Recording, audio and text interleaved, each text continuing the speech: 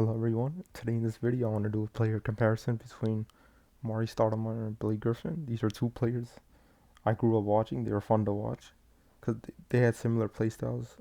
Where I remember Amar'e Stoudemire like dunking on Richard Jefferson. I remember Blake Griffin dunking on Perkins.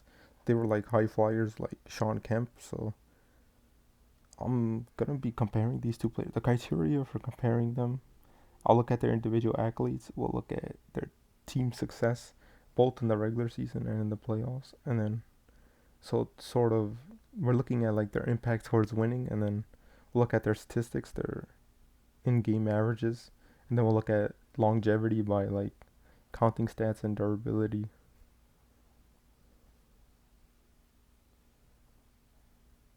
So in terms of accolades, I think I'll give the nods.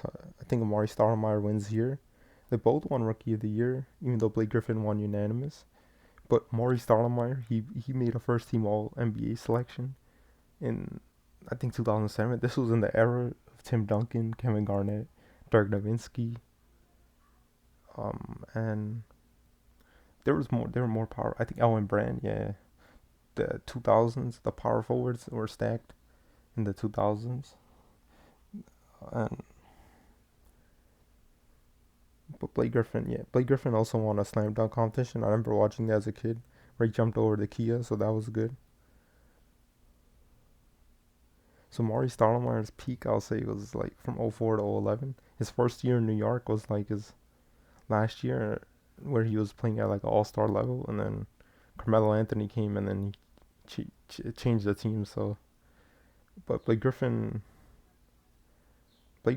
peak when he first came in, he couldn't shoot, so he's like a rim runner, a lob threat, and that's what like made the lob city Clippers. So Chris Paul would throw lobs to him, and then he reinvented himself in Detroit after he left the Clippers, where he became a three-point shooter, a ball handler, and but injuries hurt both of these players because they're relying on their athleticism. So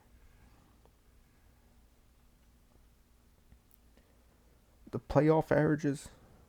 So we'll look at their playoff forms. I think the Blake Griffin's teams, I think he underachieved. He had a good playoff run in the 2015 playoffs. I think he had like nine double doubles and three triple doubles, but they still lost. He never reached the Western Conference Finals. Those Lob City Clippers teams, it was just bad luck. Some of it was his performance, him underperforming. But both of these players, Amar'e and Blake, they ran into Tim Duncan, so that's why they weren't. Tim Duncan, probably in my opinion, is the greatest power forward. So, but statistics wise, Amar'e Stoudemire, his playoff numbers are better, and he was on teams, those 60-win teams with Steve Nash, Mike D'Antoni, the 7 seconds or less Phoenix Suns. So that's why I have Amar'e. I give him the nod here again. And I think he made the Western Conference Finals. I think it was one year where they hurt Steve Nash. I think one year they could have beaten the Spurs. Can't remember which year, but yeah, they lost in 5 games. I remember one Western Conference matchup between the Spurs and the. So in terms of higher peak, my final verdict, I'll close it here, but it's very close. But I'll give it to Maury because he made that first team All NBA, which Blake Griffin never done. Blake Griffin, I think, however, he's a more all-around player because he could shoot, so he adapted to the modern game. Playoff career, I think Amar'e Stoudemire, he had a better playoff career as mentioned before.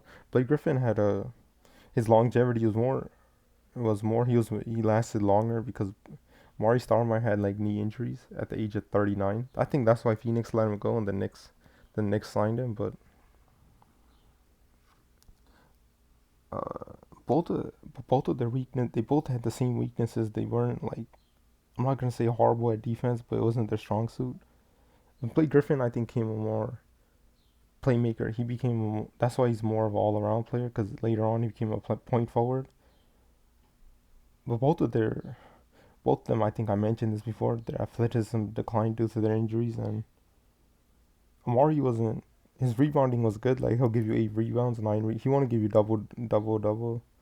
Like he wouldn't average that consistently, only like for a few seasons. But he wasn't considered elite as a rebounder. I think Mari also had like a higher true shooting percentage. but Blake Griffin was more of like a half court initiator, especially in Detroit. Then he got injured in Detroit again, and then he became like a role player on the Brooklyn Nets in like 2021 around that time, and then I think that was the end of his career. But so I think that's about it for this video. I have Amar'e Stoudemire as the better player, but you could disagree with me. I want to know what